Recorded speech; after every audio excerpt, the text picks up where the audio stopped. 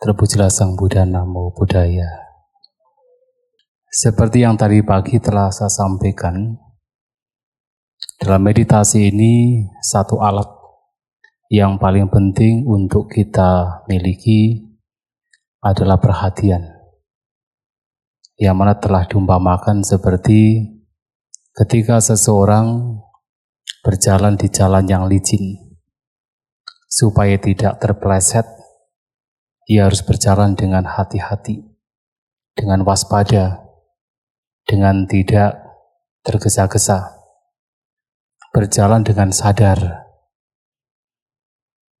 Perhatian yang demikian digunakan terutama adalah untuk memperhatikan objek meditasi. Dan pada saat memperhatikan objek meditasi dengan perhatian yang demikian, atau dengan kewaspadaan demikian, tidak hanya seseorang akan terus bisa membawa batin pada objek meditasi, tapi ia pun juga akan mampu mendeteksi apapun bentuk pikiran yang muncul dalam setiap momennya. Artinya semakin perhatian itu tajam, semakin ia akan mampu menengarai, mendeteksi apapun bentuk pikiran yang muncul. Termasuk adalah ia juga akan mampu mendeteksi berbagai macam pikiran-pikiran yang buruk yang muncul.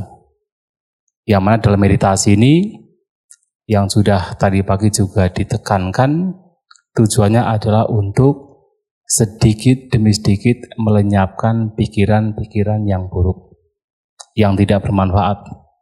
Nah, itu akan dapat terdeteksi, akan dapat ditengarai ketika kewaspadaan kita, perhatian kita semakin berkembang. Artinya kalau kita senantiasa terbiasa untuk hidup saat ini dan sekarang, terbiasa untuk sadar, terbiasa untuk eling, untuk waspada, maka kita pun juga terbiasa untuk mampu mendeteksi apapun pikiran-pikiran yang buruk yang itu muncul. Dan ini penting sekali, karena bagaimana kita bisa memunculkan bentuk pikiran yang baik, yang bermanfaat, kalau yang buruk-buruk itu tidak dihilangkan. Tujuan dari kita bermeditasi, ketika Anda barangkali dari rumah berpikir, nanti kalau saya meditasi, saya akan mendapatkan ketenangan, mendapatkan kedamaian, mendapatkan konsentrasi. Itu bukan hal yang salah. Itu memang salah satu dari mengapa kita bermeditasi, adalah supaya batin kita menjadi tenang, batin kita menjadi damai. Tetapi untuk bisa menjadi tenang, menjadi damai, menjadi terkonsentrasi, harus dibutuhkan di mana pikiran-pikiran yang buruk itu lenyap. Kalau pikiran-pikiran yang buruk itu masih suka mengganggu, maka sulit untuk mendapatkan ketenangan. Karena ketenangan, kedamaian batin dalam bermeditasi hanya bisa muncul kalau pikiran-pikiran buruk itu semakin berkurang. Artinya semakin pikiran buruk berkurang, semakin kedamaian batin, ketenangan batin akan berkembang. Dan itu adalah hukumnya. Oleh sebab itu, yang harus kita tengarai, deteksi adalah pikiran-pikiran yang buruk yang muncul. Jadi diibaratkan seperti seorang petani. Ketika ia menanam pohon yang memang sengaja ditanam agar tumbuh berkembang, salah satu contohnya adalah ketika petani menanam padi. Agar padi tersebut bisa berkembang dengan baik, apa yang mesti seorang petani lakukan? Ia harus merawatnya. Dan bagaimana merawatnya? Dia harus, salah satu hal yang harus dia lakukan, mencabuti rumput-rumput yang liar, rumput-rumput yang tidak berguna. Yang nanti rumput-rumput tersebut kalau tidak dicabut, itu akan mengambil nutrisi yang seharusnya digunakan untuk padi tersebut. Maka untuk agar padi tersebut bisa tumbuh dengan baik, yang nantinya memberikan buah yang baik, maka rumput-rumput yang liar, tumbuhan yang liar itu harus dicabuti. Kalau tidak dicabuti, padi tersebut tidak akan tumbuh berkembang dengan baik. Nah seperti itu, saat kita bermeditasi, seseorang berpikir, saya harus tenang, harus damai, terkonsentrasi, tetapi itu tidak akan terjadi. Kalau pikiran-pikiran yang tidak baik masih berkembang. Kalau pikiran-pikiran yang tidak bermanfaat masih melekat, kuat, mengakar dalam batin, maka itu harus dilenyapkan. Nah, untuk melenyapkan ini, sekali lagi perhatian atau mindfulness atau sati itu harus dimiliki. Nah, apa pikiran-pikiran buruk yang bisa muncul dalam bermeditasi? Sebenarnya banyak sekali. Tetapi secara garis besar, apapun bentuk pikiran yang muncul dari keserakahan, yang muncul dari kebencian, dan muncul dari ketidaktahuan, tidak tahu mana yang baik, mana yang tidak baik, mana yang bermanfaat, mana yang merugikan, itu semua adalah pikiran-pikiran yang tidak bermanfaat. Akan tetapi, untuk bisa mengenali lebih jauh, Sang Buddha menyampaikan ada 5 perintang batin, 5 rintangan batin yang harus dikenali dan diupayakan untuk dilenyapkan dalam bermeditasi. Dan 5 ini sebenarnya kapan saja muncul, tidak hanya ketika Anda bermeditasi. Kapan saja muncul, ketika melihat, mendengar, membaui, merasakan, ketika makan, ketika minum, ketika bersentuhan, apalagi ketika langsung berpikir, 5 hal ini muncul.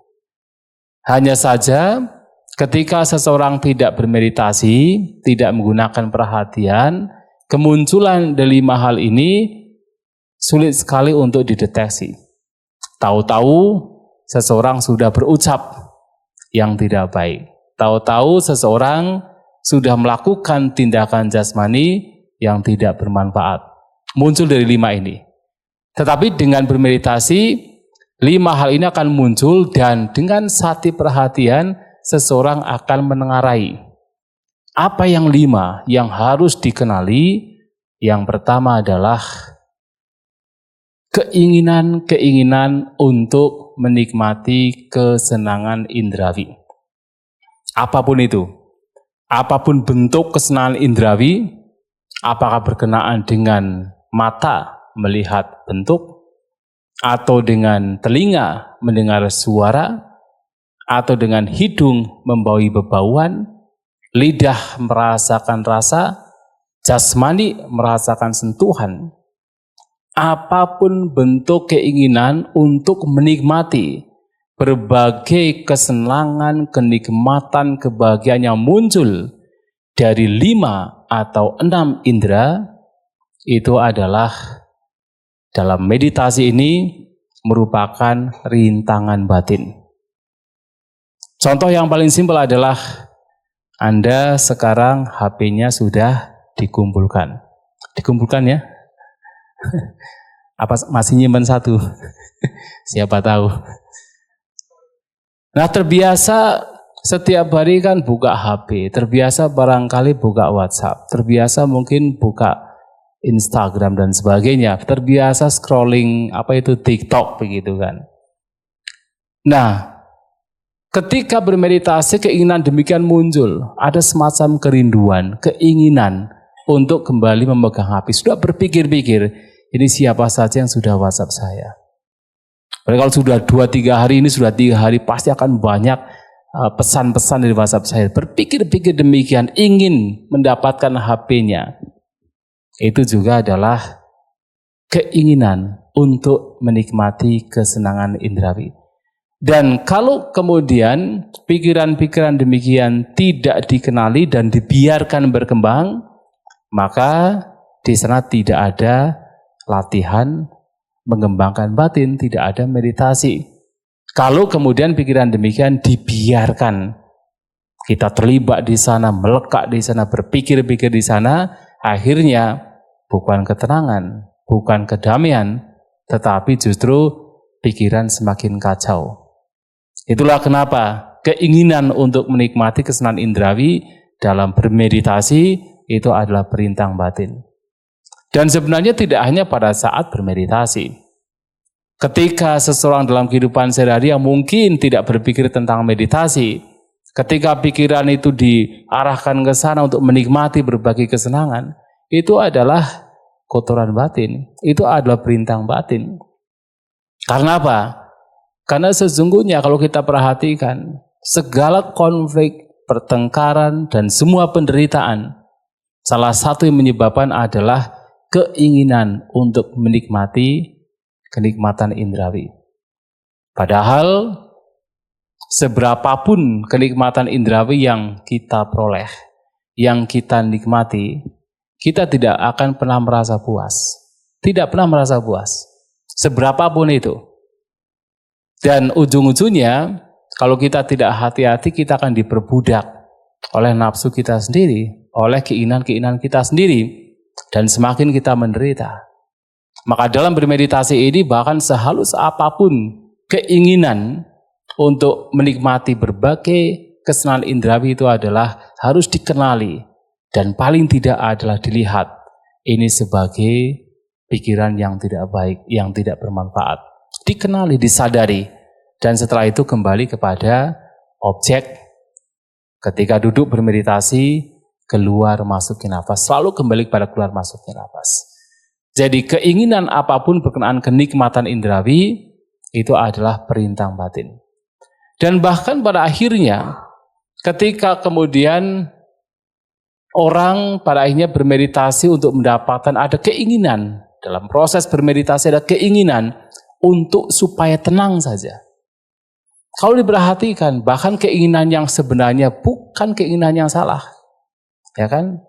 Orang ingin menjadi baik, orang ingin menjadi tenang, orang ingin menjadi damai, salah atau tidak salah? Tidak salah kan? Tetapi di dalam bermeditasi bahkan keinginan demikian pun juga bisa menjadi pengganggu. Mungkin awal bermeditasi, okelah, kita harus memunculkan sebuah keinginan.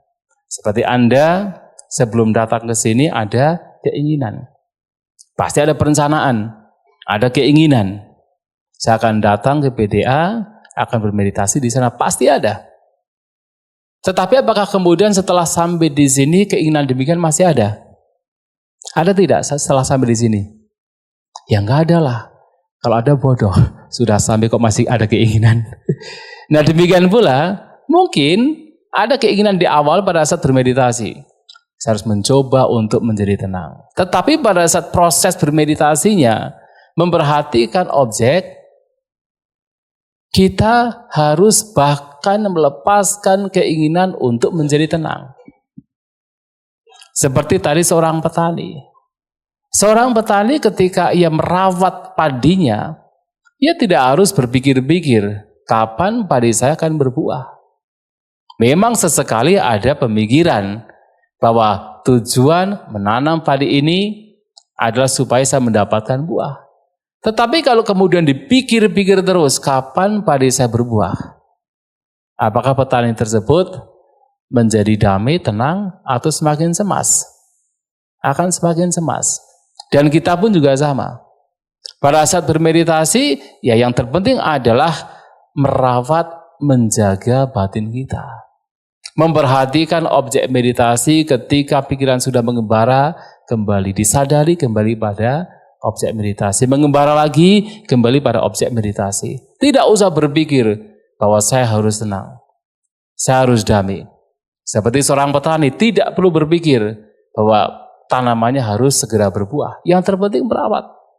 Waktunya untuk memberikan air, ya dikasih air. Waktunya untuk memberikan pupuk, ya dikasih pupuk. Waktunya kemudian airnya harus dikeringkan, ya dikeringkan. Waktunya kemudian rumput-rumput harus dicabuti, ya dicabuti. Nggak harus berpikir. kapan tanaman padinya akan berbuah. Nah, seperti itu juga sama dalam bermeditasi. Kita tahu tujuan kita bermeditasi, tetapi berpikir-pikir tentang harus tenang, harus damai, itu juga bagian dari keinginan yang nanti bisa menjadi perintah batin. Maka alih-alih memikirkan ke depan, kita tetap fokus bersama dengan batin dan jasmani, utamanya terhadap keluar masuknya nafas. Nah, itu yang harus dilakukan. Maka yang pertama adalah keinginan. Jadi keinginan untuk menikmati kesenangan indrawi, bahkan sampai keinginan yang halus sekalipun. Nah, yang kedua, yang juga menjadi perintah batin adalah kebencian dan sejenisnya. Kebencian, ketidaksukaan, atau kemarahan, dendam, sejenisnya ini juga menjadi perintah batin. Jadi kalau yang pertama itu biasanya objeknya yang menyenangkan, sehingga seseorang ingin mendapatkan, akan tetapi yang kedua justru adalah sebaliknya. Objeknya biasanya tidak menyenangkan, dan orang cenderung untuk menolak, untuk membenci, untuk tidak menyukai.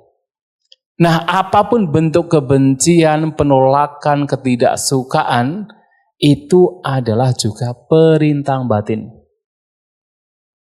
Dan bahkan ketika seseorang bermeditasi, kemudian ada penolakan yang misalnya ada kemelekatan terhadap sesuatu, kemudian ada kebencian dengan kemelekatan, atau kebencian terhadap pikiran yang buruk.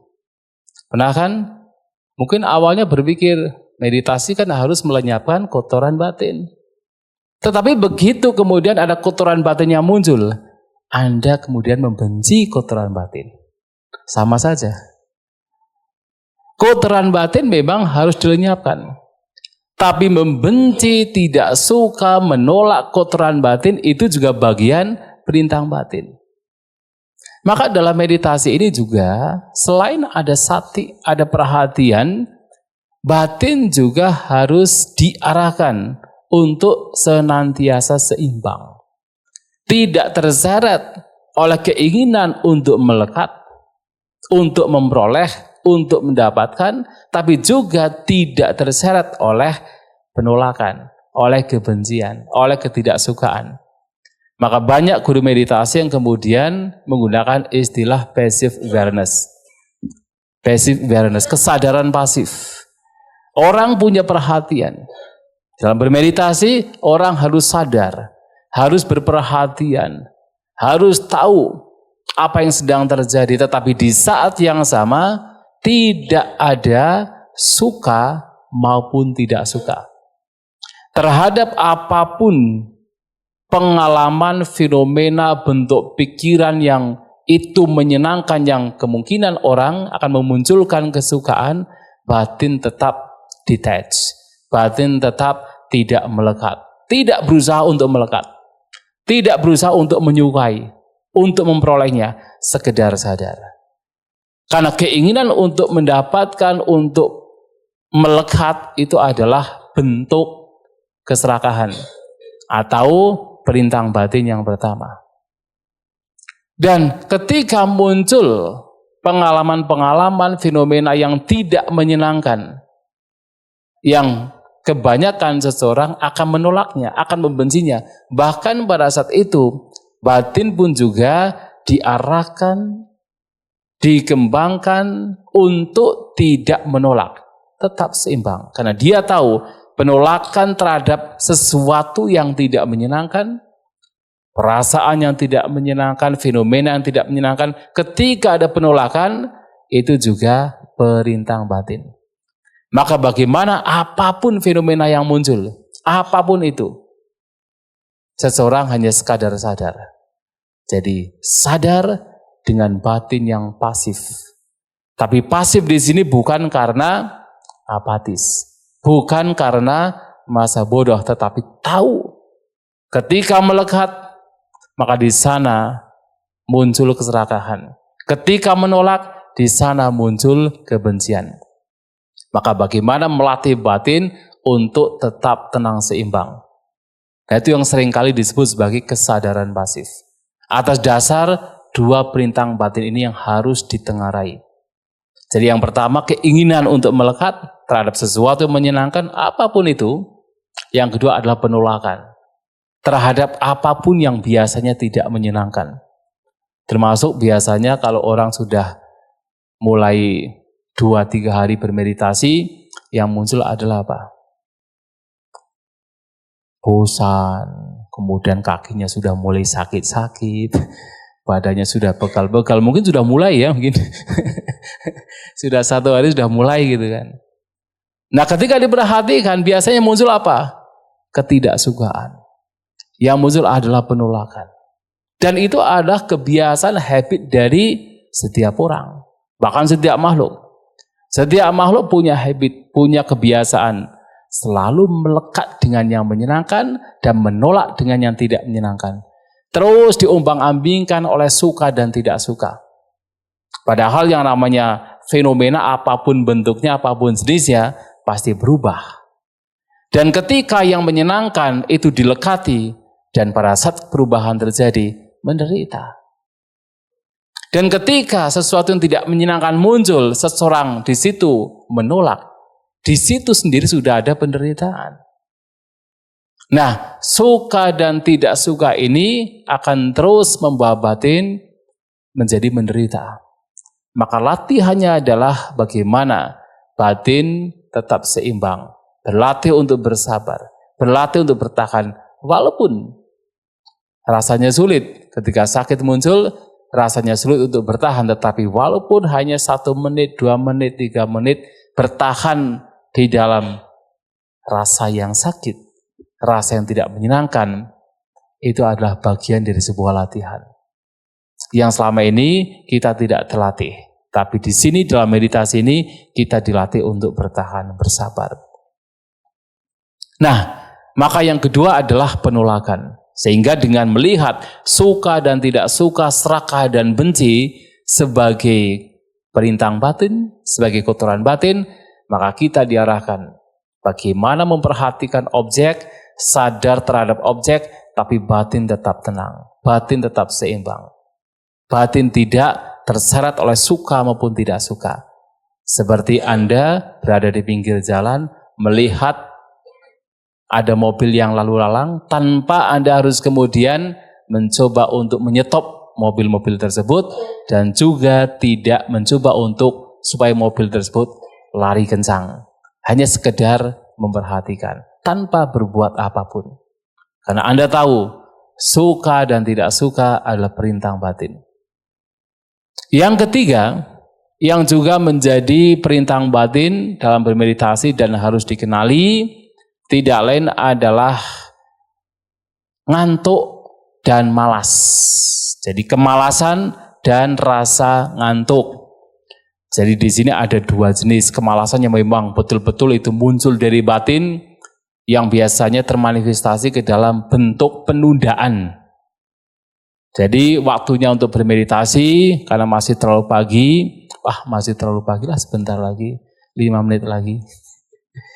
Itu adalah, walaupun itu hanya sekedar demikian, itu adalah bentuk kemalasan, itu rintangan batin.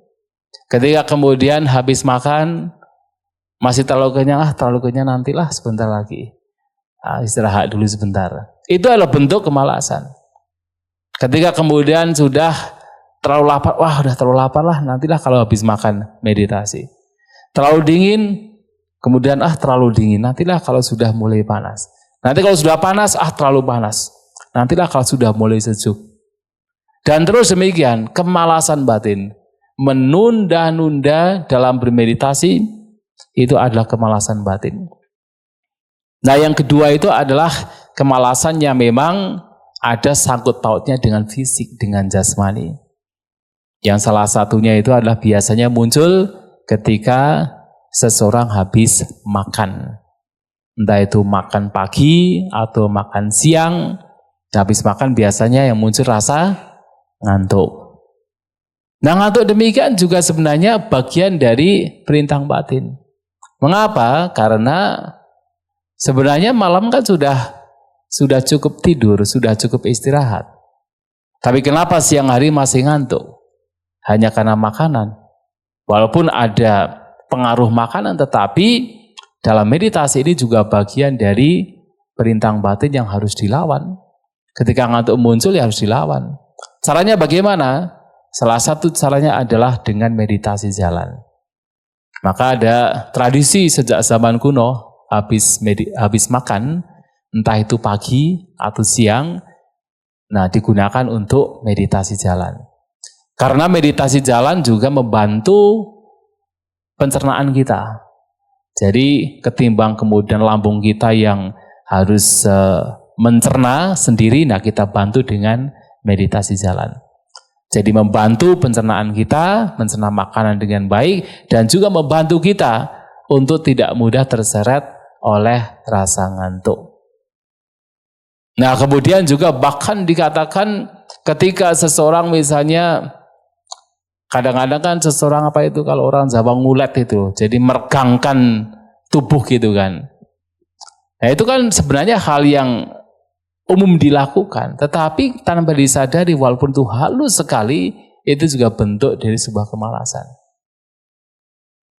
Walaupun ada kalanya tentu Anda bisa meregangkan tubuh kalau misalnya sudah kok terlalu capek begitu ya. Bolehlah, tidak masalah. Tetapi juga tetap harus dengan perhatian, harus dengan kesadaran, dengan sati mindfulness. Nah, sesuai dengan kebutuhan.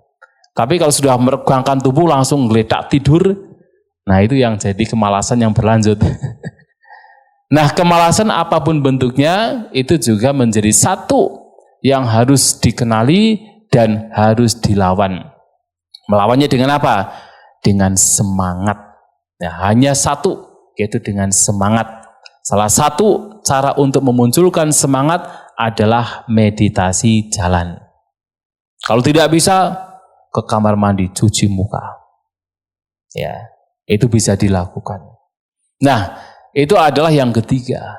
Yang keempat adalah pikiran gelisah. Atau pikiran yang tidak mau damai, tidak mau tenang, terus berkeliaran, liar, aktif, tidak settle down, jadi terus berkeliaran. Dan apapun sebabnya, karena apapun sebabnya, mungkin karena gelisah memikirkan orang di rumah, gelisah memikirkan pekerjaan, gelisah memikirkan hari depan, cemas, berpikir-pikir tentang yang lampau. Mungkin ada bentuk-bentuk atau katakan ingatan-ingatan yang tidak baik berkenaan dengan yang lampau. Atau keinginan-keinginan yang berkenaan dengan masa mendatang, memunculkan kecemasan, kekhawatiran, pikiran gelisah. Itu semua harus ditengarai, harus dilihat, dikenali, dan harus ditenangkan. Lihat itu, sadari itu. Lihat, sadari bahwa ini adalah pikiran yang tidak bermanfaat. Pikiran yang tidak berguna. Nah, sadari itu, perhatian itu, dan sama. Perhatikan itu dengan tidak berpikir-pikir bahwa saya adalah yang sedang berpikir. Hanya sekedar melihat fenomena. Seperti tadi, seperti ketika saya sampaikan, berdiri atau duduk di pinggir jalan melihat mobil lalu lalang. Kita tidak usah berbuat apa-apa. Tapi ya sekedar sadar. Nanti kalau betul-betul kita menyadari, yang lalu lalang itu akan diam sendiri. Seperti misalnya Pak, kalau Anda punya satu mangkok air. Nah, mangkok air itu sedang goyang-goyang. Jadi karena ada angin dan sebagainya, sedang goyang-goyang. Kemudian kita taruh di pojokan sana. Bagaimana supaya air tersebut menjadi tenang? Apakah ditepok-tepok? Tenang ya airnya, tenang ya. Bisa nggak tenang? Lantas apa? Ya sudah, diamkan saja di pojok. Nanti tenang sendiri. Artinya apa? Kadang-kadang ketika pikiran gelisah, kalau kita terlibat dengan pikiran gelisah, itu tidak akan menjadi tenang. Karena ketika terlibat dengan berpikir, pikiran itu tidak akan pernah ada akhirnya. Ada orang yang mengatakan, boleh nggak Bante? Misalnya kita berpikir kemudian kita tanggapi saja sampai itu selesai. Nggak akan selesai. Tahu tanggapi. Kita menanggapi pikiran yang muncul supaya sampai nanti selesai. Tidak akan selesai. Akan terus muncul berbagai macam pikiran. Dan kalau tidak hati-hati nanti menjadi dol. Ya seperti apa? Seperti rem yang blong begitu. Wah bahaya. Maka kadang-kadang kita hanya sekadar menyadari saja bahwa itu bukan milikku. Itu sesuatu yang sekedar fenomena yang muncul pada akhirnya lenyap. Bukan sebagai milik. Seperti meletakkan semangkok air yang sedang bergoyang-goyang, tidak usah diapa-apain, nanti akan tenang sendiri. Nah, itu juga bisa dilakukan. Maka ketika pikiran sedang kacau dan sebagainya, kadang kita rileks saja. Kita kembali kepada jasmani dan rileks saja, tidak usah melakukan apa-apa. Kalau kita memunculkan semangat, malahan tambah berkobar. Jadi diibaratkan kalau misalnya kita itu ingin memadamkan api yang menyala berkobar. Kemudian kita tambah dengan rumput kering, dengan kayu kering, apa yang terjadi? Tambah berkobar. Maka harus apa? Harus disiram dengan air. Harus dilempari dengan kayu basah. Nanti akan mati. Nah demikian pula kalau kita sedang terlibat dalam pikiran sedang kacau, dan kita terlibat dengan pikiran tersebut, menanggapi pikiran tersebut, akan semakin berkobar. Dan apa yang kita lakukan? Sekedar diam, sekedar rileks, tenang saja. Bahkan ada kalanya nggak usah berpikir objek meditasi. Ketika itu sudah sangat akut, dalam konteks pikiran sudah begitu kacau, kadang kita tidak usah berpikir tentang objek meditasi. Yang penting hidup saat ini tenang, sadar. Nanti selesai. Nah kalau sudah selesai, keluar masuknya nafas akan terlihat lagi, akan terasa lagi. Kembali memantau, mengamati keluar masuknya nafas. Ini yang keempat. Yang kelima, yang juga harus kita kenali adalah keraguan-raguan. Ragu-ragu terhadap meditasi utamanya. Apakah meditasi yang saya lakukan ini benar atau tidak? Bermanfaat atau tidak? Berguna atau tidak? Ada keraguan-raguan di sana. Maka ketika keraguan-raguan itu muncul, harus ditanyakan, harus belajar mengenai mana yang benar, mana yang tidak benar. Mana yang sesuai, mana yang tidak sesuai. Supaya tidak memunculkan keraguan-raguan. Sehingga dalam bermeditasi, mantap, tidak ada keraguan-raguan di sana. Tahu bahwa yang dipraktikkan ini benar, ini bermanfaat. Meditasi adalah sesuatu yang bermanfaat. Selama itu dilakukan dengan benar. Sangat bermanfaat. Dikatakan bahwasanya pikiran kita itu mempunyai dua sisi. Ketika pikiran kita itu diarahkan dengan cara yang salah, itu bisa memberikan penderitaan yang luar biasa. Tapi ketika pikiran kita itu diarahkan dengan cara yang benar, bisa memberikan manfaat kebahagiaan yang luar biasa pula. Artinya selama meditasi kita benar dilakukan, maka manfaat dari meditasi, dari mengarahkan pikiran, mengarahkan batin, pasti memberikan manfaat yang besar. Ketenangan, kedamaian pasti muncul. Tapi kalau arahnya salah ya memang bahaya. Pikiran itu memang memberikan bahaya yang luar biasa ketika diarahkan dengan cara yang salah. Maka ketika ada keraguan-raguan dalam bermeditasi, harus ditanyakan supaya tidak ada keraguan-raguan. Mana yang benar, mana yang tidak benar. Nah, itu sebagai pengantar dalam kita melakukan meditasi.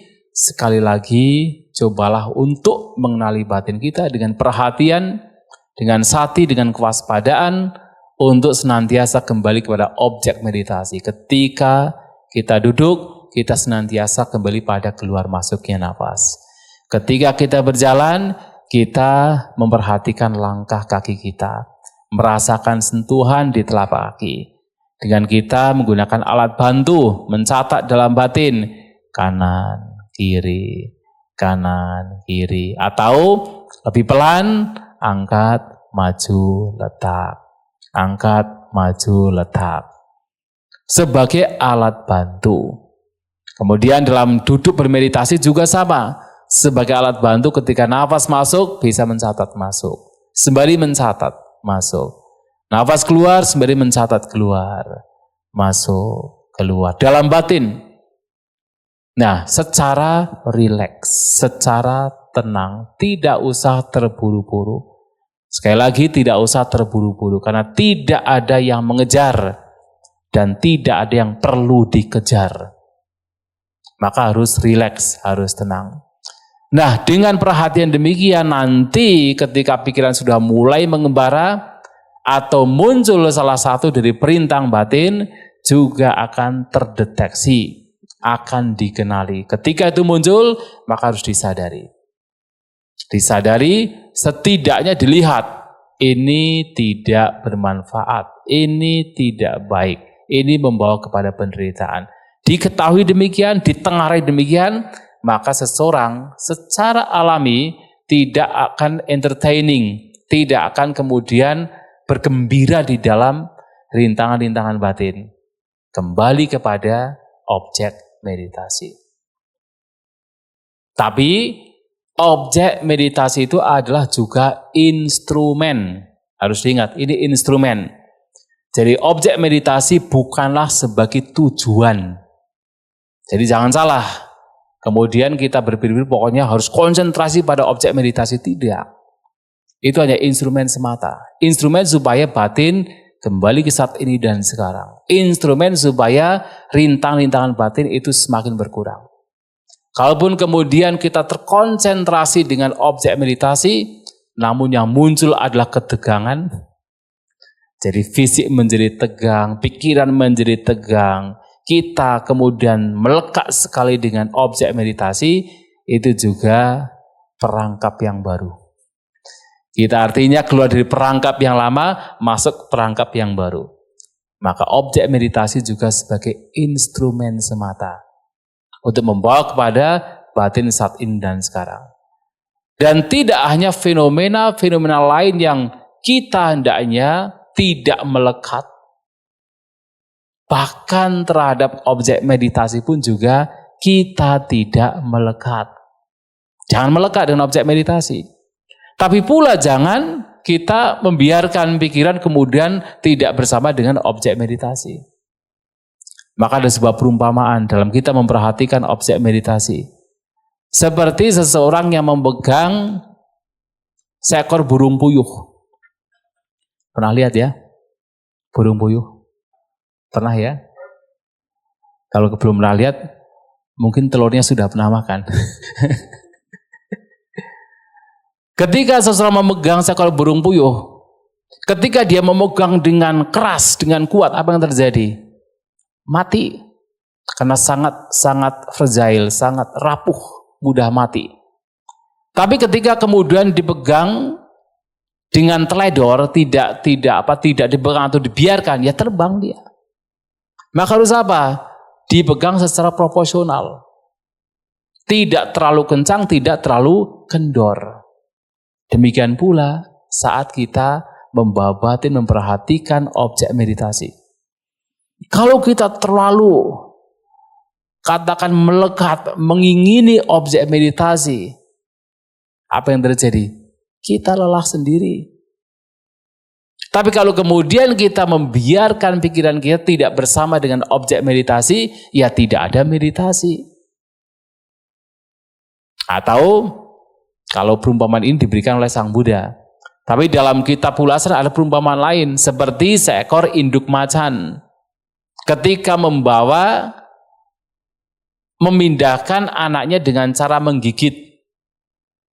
Kalau digigit terlalu kencang, kulit anaknya akan terluka. Tapi kalau digigit terlalu kendor, maka akan jatuh, akan lepas. Maka harus proporsional. Cara menggigitnya harus proporsional. Memperhatikan objek meditasi juga sama. Harus proporsional. Jangan terlalu tegang. Jangan terlalu pokoknya fokus sekali, fokus tetapi kemudian menjadi tegang. Tapi juga jangan kemudian membiarkan pikiran mengembara, tidak kembali pada objek meditasi. Maka dengan cara demikian, seseorang akan menjadi sadar tetapi rileks. Kalau rileks saja, seperti seseorang yang tidak kemudian bermeditasi, membiarkan pikiran mengembara, tidak peduli dengan objek meditasi, ya sudah, akan melamun, kemudian tertidur, ngantuk, tertidur, terlalu rileks. Tapi kalau kemudian terlalu kencang, ya orang menjadi tegang. Maka harus bagaimana? Rileks, tenang, tetapi juga harus ada unsur semangat. Dan perhatian, kewaspadaan terhadap objek meditasi itu adalah unsur semangat. Tetapi tidak berlebihan. Karena apa? Ada rileks di situ. Ada ketenangan di situ. Maka memperhatikan objek meditasi juga demikian. Maka kalau satu hari ini sudah bertarung untuk bagaimana betul-betul ingin fokus dengan objek meditasi, ternyata lelah sendiri ya. Ternyata tidak demikian. Kita tidak membiarkan pikiran mengembara, tetapi juga tetap mempertahankan ketenangan kita. Sikap rileks kita. Sadar terhadap objek meditasi. Ya, saya kira ini yang ingin saya sampaikan. Dipersilahkan kalau ada yang ingin ditanyakan, sekiranya belum paham berkenaan dengan apa yang mesti dipraktikan, dipersilahkan. Oh, silakan. Ya. Sotihotu Bante. Hari ini saya merasa lelah sekali. Pengalaman yang pernah saya lakukan pada saat saya melaksanakan Atasilani, saya melakukan meditasi selama 1 jam. Setelah itu terjadi seperti kram di perut saya. Lalu setelah kram, lari ke kepala, hingga pusing dan ingin muntah. Pada hari ini pun terulang kembali, padahal saya sudah berusaha untuk rileks.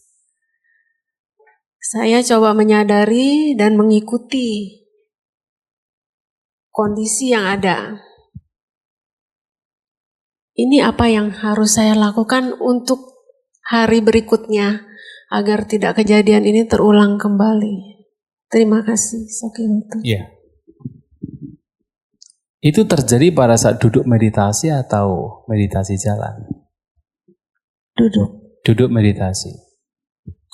Kalau demikian, bisa juga dilakukan untuk banyak meditasi jalan.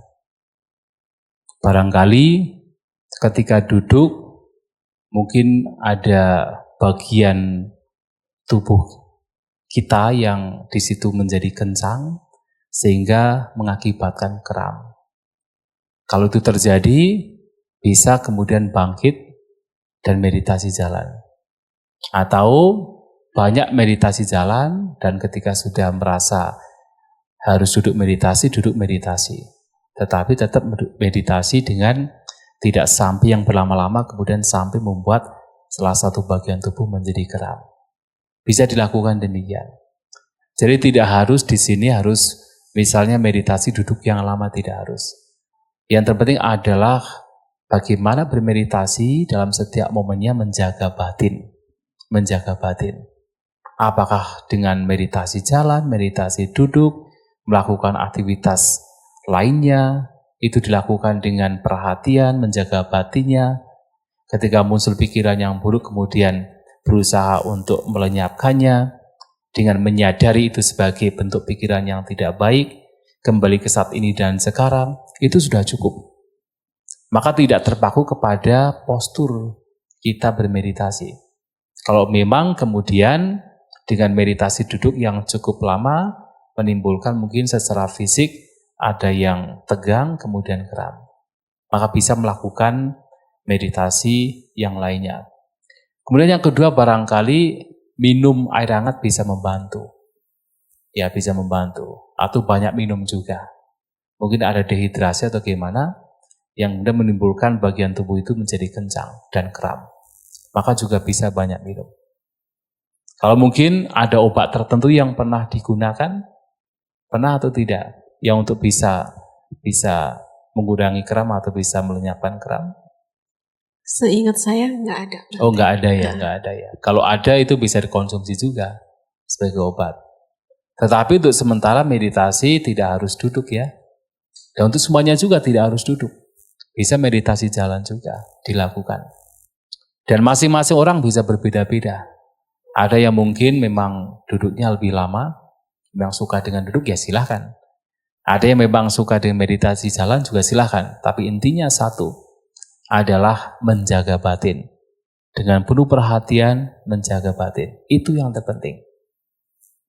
Gitu ya. Ya. Satu hal lagi Bante. Ya. Apakah pada saat saya melakukan meditasi berjalan, tiba-tiba muncul kondisi yang sama, apakah saya boleh untuk meditasi hanya berdiri saja?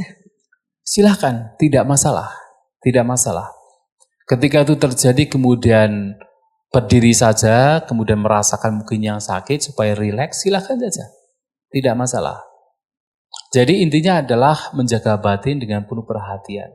Apapun aktivitas yang dilakukan. Barangkali dengan cara berdiri itu akan meringankan rasa sakit dan batin tetap terkondisikan menjadi tenang, itu juga sangat baik. Bisa dilakukan. Gitu ya. Dan mungkin untuk tempat duduknya kalau memang terlalu berdekatan bisa sedikit diregangkan, tidak masalah. Ini kayaknya kok masih terlalu longgar gitu ya. Nanti bisa diregangkan supaya tidak terlalu mepet begitu. Ya, sampai di sini nggak apa-apa, nanti jalan kan ke sini saja. Ya, demikian ya. Ya, baik. Saya mau nanya, kenapa kalau misalnya yang aku rasain meditasi di rumah, kadang hari tertentu gak gampang gitu masuk, lebih banyak pikiran yang berjalan, tapi dialihkannya dengan nafas hidung, masuk kanan, keluar kiri satu, yang kayak gitu, kanan kiri. Tapi yang aku rasain hari ini pada saat group sitting meditation itu, mungkin karena ada energinya gimana, lebih gampang masuk. Cuman kendalanya habis kayak 30 menit AC-nya berasa kayak kenceng kan. Jadi kayak mungkin ada orang yang bertahak, terus jadinya kayak pengen ikut bertahak tapi tahan. Akhirnya kayak aduh kayaknya nggak bisa deh kalau meditasi di dalam sini, kayaknya mendingan di luar aja gitu, pakai angin alam. Iya. Sebenarnya ketika misalnya ada yang kita misalnya ingin ingin menelan ludah kita, itu sesuatu yang sebenarnya biasa kita lakukan dalam kehidupan sehari-hari, nggak apa-apa, lakukan saja. Jadi artinya tidak usah ditahan-tahan. Jadi tidak usah kemudian kita ingin batuk, paling batuk kan sekali atau 2 kali gitu ya. Kemudian ditahan, tidak perlu juga. Kecuali kalau misalnya batuk-batuk terus gitu ya, itu mungkin yang lainnya bisa terganggu, bisa mencari tempat untuk meditasi di tempat lain. Itu bisa dilakukan. Tapi kalau hanya sekali waktu kita batuk atau bersin, ya itu sesuatu yang wajar, lakukan. Atau kemudian ketika kita ingin menelan ludah, ya lakukan saja seperti biasanya, rileks. Justru kalau kita tahan terus menjadi tegang. Nah kalau sudah tegang, bahkan ketika menahan saja itu sudah tegang. Dan kalau sudah tegang, alih-alih batin kita itu terbawa atau katakan mengarah kepada objek meditasi, kita sudah terseret kepada bagian yang tegang. Dan sehingga ketenangan tidak muncul, kedamaian tidak muncul. Maka rileks saja. Ketika memang harus menelan ludah, ya telan saja. Ketika harus kemudian katakan harus batuk, ya enggak masalah. Tapi kemudian kembali kepada objek meditasi. Justru kalau kita itu berusaha menahan, nanti ya tadi mungkin ada prinsip bahwasanya harus terkonsentrasi.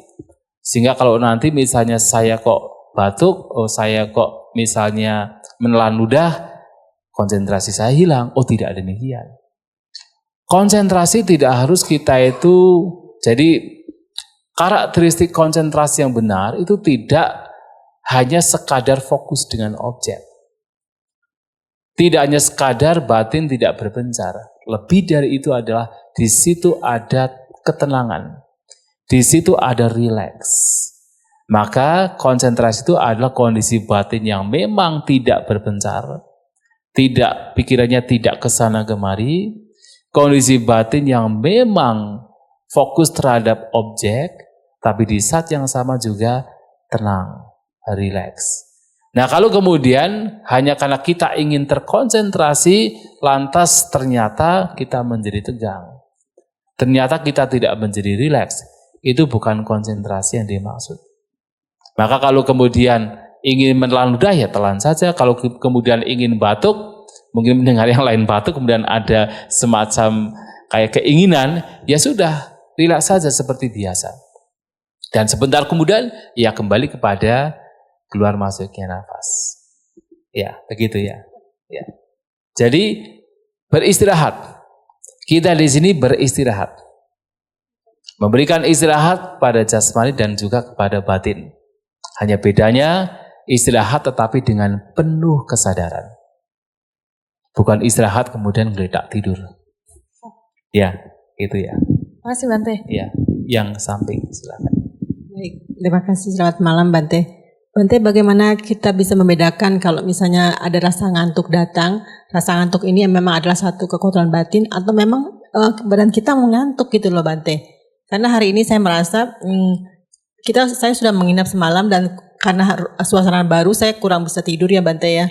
Dan hari ini saya habis makan siang tuh terasa kali ngantuk. Cuma saya bilang ini saya seperti yang Bante kasih tahu, saya mencoba untuk praktekkan ini hanya semangat, ini hanya kekotoran batin gitu kan.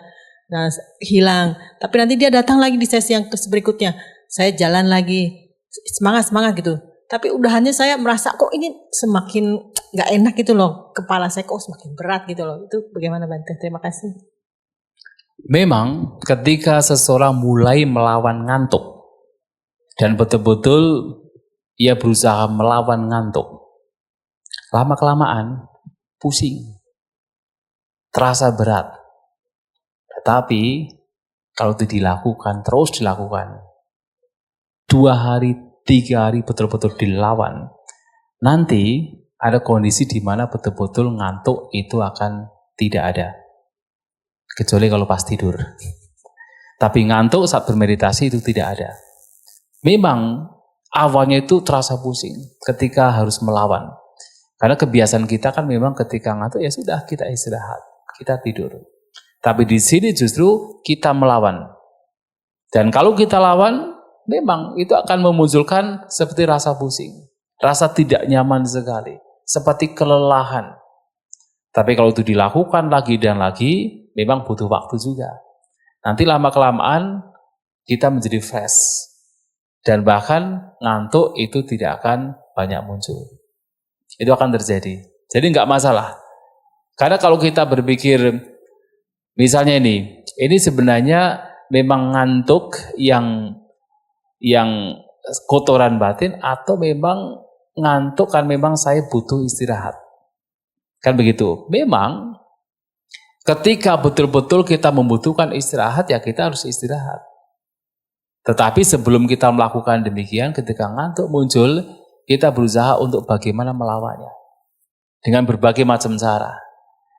Kemudian kalau dengan banyak cara kok ternyata ngantuk tidak lenyap. Berarti memang jasmani kita, fisik kita membutuhkan istirahat. Nah, cobalah beristirahat walaupun sebentar. Nah, sebelum beristirahat, kita bisa memunculkan perhatian. Saya akan beristirahat sekian lama. Nah, biasanya kalau kita sudah memunculkan perhatian di awal, untuk berapa lama kita beristirahat, nanti jangka waktu yang sudah kita tentukan biasanya akan membawa batin menjadi tersadar. Kita akan tersadar dari tidur kita. Nah, kalau sudah tersadar, apa yang kita lakukan? Harus segera bangkit. dan lanjutkan meditasi.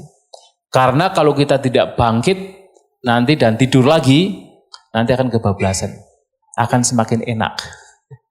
Seperti misalnya ini nanti tidur jam berapa? Jam 9:30 ya. Ya, tidur 9:30. Nah, besok kan jam 3:30 bangun. Jadi sebelum tidur, besok 3:30 saya bangun. Kalau sudah ada perhatian demikian, besok kira-kira 3:30 itu akan terbangun. Nah, kalau begitu terbangun harus segera bangkit. Artinya kita tidak bermanja-manja. Sebentar lagi lah.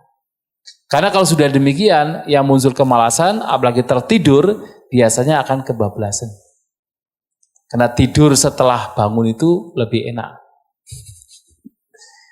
Ya, jadi itu dilakukan. Jadi nggak masalah. Hari ini mungkin terasa lelah sekali, tetapi itu satu pengalaman. Pengalaman Anda mulai mencoba melawan rasa kantuk. Itu sesuatu yang baik. Terima kasih Bante. Ya. Selamat malam Bante. Ya. Saya mau tanya, ini kalau bentuk meditasi baca parita itu apa salah satu bentuk meditasi Bante? Iya, kalau di dalam Buddhis salah satu meditasi itu adalah merenungkan kualitas-kualitas Sang Buddha. Ya mungkin kalau baca parita salah satu yang dibaca adalah Buddhanusati ya itu ya. Tapi betul-betul bukan sekedar baca parita. Jadi kalau hanya sekedar membaca parita tanpa mengerti maknanya, itu bukan meditasi yang dimaksud. Tapi meditasi yang dimaksud adalah kita membaca parita tersebut dan diketahui maknanya. Bahkan sebenarnya tidak membacanya, lebih kepada setiap kualitas itu yang dibaca itu direnungkan maknanya. Kemudian satu persatu mengetahui maknanya dan direnungkan. Itu bagian dari meditasi. Tapi di sini kita menggunakan bukan parita. Di sini lebih kepada melihat langsung batin dan jasmani kita. Dan terutama sembari kita katakan melihat batin, kita fokus kepada jasmani terlebih dahulu. Itu apa? Memperhatikan nafas. Itu adalah bagian dari jasmani. Memperhatikan langkah kaki, bagian dari jasmani. Nah, tetapi di saat yang sama kita pun juga sebenarnya memperhatikan batin kita. Memperhatikan nafas, ketika pikiran berkeliaran kita tahu. Tapi fokusnya kepada nafas, bagian dari jasmani. Nah, itu yang kita lakukan. Dan itu tidak akan rumit ketimbang kalau seseorang misalnya belajar untuk bermeditasi, merenungkan kualitas Dhamma misalnya, atau kualitas Sang Buddha misalnya. Kan rumit. Rumitnya adalah apa? Harus betul-betul paham. Setiap misalnya, apa itu arahang? Nah, itu harus dipahami benar-benar. Direnungkan dalam pikirannya, dan itulah bagian dari meditasi. Nah, di sini tidak demikian. Untuk sementara waktu yang singkat ini tidak demikian. Ya. Terima kasih Bante. Ya. Bante, tadi kan sudah disampaikan bahwa tidak harus menahan. Tetapi di sisi lain dijelaskan pula harus belajar sabar. Jadi ketika rasa sakit muncul, saya jadinya bingung. Apakah harus sabar atau supaya tetap konsentrasi dan tidak tegang, boleh merubah posisi. Terima kasih Bante. Ya. Sebenarnya yang menjadi poin penting adalah kita mengetahui tujuan kita menahan itu adalah apa.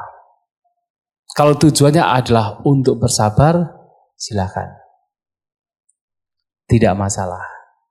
Tetapi kalau kemudian dengan kita menahan ternyata yang muncul adalah ketegangan, ya sebenarnya itu juga bagian dari sudah mulai memunculkan pikiran yang tidak baik. Kenapa? Tegang, kemudian muncul di sana kebencian, ketidaksukaan. Sedangkan di sini kita juga membutuhkan rileks. Tetapi ketika kita menahan dengan tujuan bersabar, itu baik juga. Itu baik. Ketika duduk, rasa sakit muncul, kita bersabar, itu sangat baik. Karena kita tahu sebelumnya bahwa setiap kali kita mengalami rasa sakit, biasanya kita langsung mencari kesenangan. Kita tidak mau bersabar di situ, menutupi sakit dengan kesenangan. Nah, sekarang dalam bermeditasi justru kita berusaha untuk melihat bagaimana walaupun sakit tetapi batin tetap tenang seimbang. Dan itu baik atas dasar pengetahuan sebelumnya. Mengetahui bahwa ini adalah untuk bersabar. Dan ketika kita duduk bermeditasi, ya ada kalanya ada menelan ludah yang memang itu muncul secara otomatis atau lebih dikatakan sebagai insting. Kita kan terbiasa kan, ada insting di mana kita itu menelan ludah. Nah justru kalau itu kemudian dipikirkan, kemudian kita tidak mau menelan ludah karena dipikirkan, lama-lama menjadi apa? Tegang sendiri.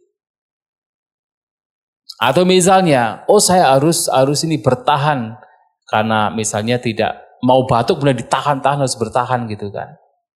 Lama-kelamaan itu menjadi tegang. Walaupun kemudian kalau memang merasa nanti kalau saya batuk nanti mengganggu yang lainnya misalnya. Kemudian saya bertahan. Tapi atas dasar pengertiannya. Atas dasar pengertian disadari, kemudian bertahan di sana, tetap tenang di sana, kemudian lama-kelamaan itu kemudian lenyap sendiri, itu baik. Tapi kalau kemudian ternyata itu menjadi ketegangan yang baru, yaitu akhirnya menjadi satu bentuk pikiran yang tidak baik. Akan memunculkan ketegangan. Alih-alih kita kembali pada nafas, kita hanya berpikir-pikir tentang yang tidak menyenangkan itu. Nah sehingga di sini akan menjadi masing-masing. Yang terpenting adalah apapun yang dilakukan itu atas dasar pemahaman yang benar. Tujuannya apa? Kalaupun sakit, apakah kemudian harus semuanya itu ditahan? Tidak juga. Kalau kemudian misalnya sudah terlalu sakit, ya mungkin bisa membahayakan fisik kita, ya kita harus mengubah posisi duduk. Misalnya sudah duduk sampai 7-8 jam tidak mengubah posisi duduk, dan itu sudah betul-betul darah kita sudah tidak lancar lagi, ya kita harus mengubah posisi duduk kita. Tidak kemudian kita over. Tapi kalau kemudian baru sakit sebentar, kita langsung mengubah posisi duduk, ya itu kebiasaan lama. Jadi bagaimana kita secara bijak untuk merespon apapun fenomena yang muncul, ya dengan bijak. Tahu bahwa ini bermanfaat, tahu ini tidak bermanfaat. Satu hal bisa direspon oleh dua orang secara berbeda. Satu hal, tidak harus sama. Ada orang yang mungkin bisa bertahan, dan ada orang yang oke lah, tidak masalah.